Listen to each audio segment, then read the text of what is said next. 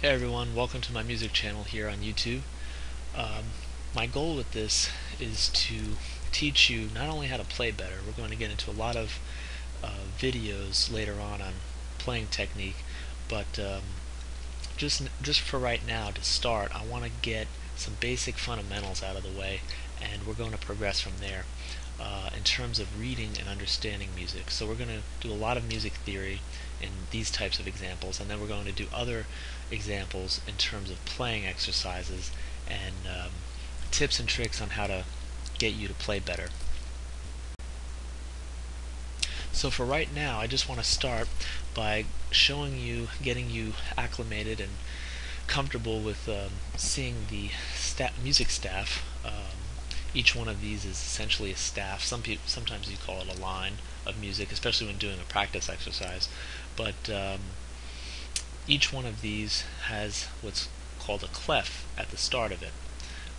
In guitar, which we're primarily going to be focused on, is guitar music is always written in the G clef, or it's also called the treble clef. Either way, they're used interchangeably. But music in general, regardless of which genre of music, which instrument, it's always written on a staff.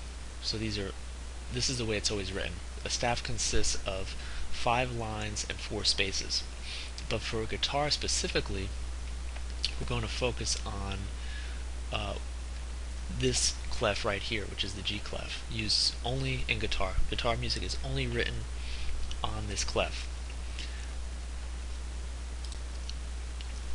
And so the main thing you want to know is when you see this clef, this G clef, you want to know that it means these notes here, the 5 lines, which are, the first line is E, second line is G, third line is B, fourth line is D, and fifth line is F. And there are 4 spaces in between these lines, F, A, C, and E. And you can remember this by thinking of Every Good Boy Does Fine, or the saying, Every Good Boy Deserves Fudge. There are numerous sayings. Or for the 4 spaces, F on the first line, A on the second line, C on the third line, and E on the fourth line, you can just think of face. So that's about it. But it's very easy. Once we start doing some examples, you'll get the hang of it. No problem. And in terms of where the notes are written, I don't have any notes written down just yet. I just wanted to show that this is typically what it looks like. You have bars separating the measures. The notes are written in the measures, and depending on what type of exercise you're practicing, or what type of song you're practicing or playing, they'll have different interval lengths in between them. They may be all bunched up, like here, like in this measure right here, or they'll be maybe spaced out a bit more, like over here.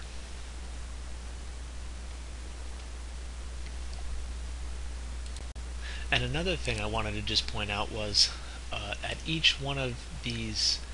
the end of each one of these staffs, there are, as you can see, a double bar. The double bar, except for this one, the double bar means that you're ending playing for that line. So I wrote it as if we're doing practice examples, because most of you are going to have like practice workbooks with different exercises in them. In the songs in general, won't have this at the end of every line. Songs will usually have it every couple of lines, or at the end of the song. We'll get into the actual specifics of that later on, but for now, this is written primarily for practice examples.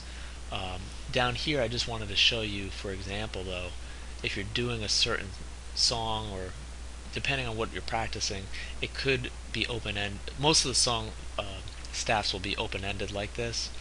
Some of the practice examples you'll do will be open-ended as well. And then what will happen is, when you're playing throughout those measures, you get to here and you see that, and you say, oh, well, what do I do? All it means is you go to the next line, and you finish out that line, and then if there's a double bar on that second line, then you end playing on that second line. If there's no double bar on the second line either, then you go until whenever there's a double bar, and you finish playing on that double bar.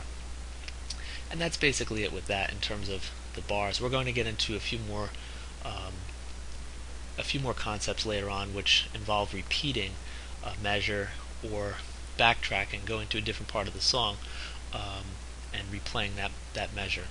And then in terms of the letters in music, there are 7 main letters. I just wanted to go over this. It's the musical alphabet consists of 7 main letters: A, B, C, D, E, F, and G. And it seems easy, but the part where, and it is easy, but the part where people get confused is there's just one little tricky thing, and that is the intervals in between these letters. So from A to B, for example, this is a whole step. Okay? From C to D, this is a whole step. From D to E, this is a whole step. From F to G, this is a whole step. And you say, well, you didn't do B to C and E to F. And that's because B to C and E to F, you have to understand all of this, but this is very important. B to C is a half step.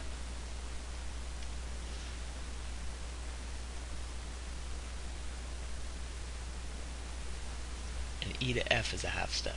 And this is very important. This is going to, you have to understand this now, because when we get, and it's very easy to know, this isn't a scale or a chord progression. This is just the natural steps in between these notes. So there are only 2 half steps in the 7 main letters of the musical alphabet, and that's all you have to know. We're going to get into a lot more detail on how this is useful later on, but for now I just wanted to show you that, and that way you can think about it and understand it. So that's it for the first video. I will definitely keep you posted on the next video, and we'll get into a lot more interesting things there, and hope to see you there. Thank you.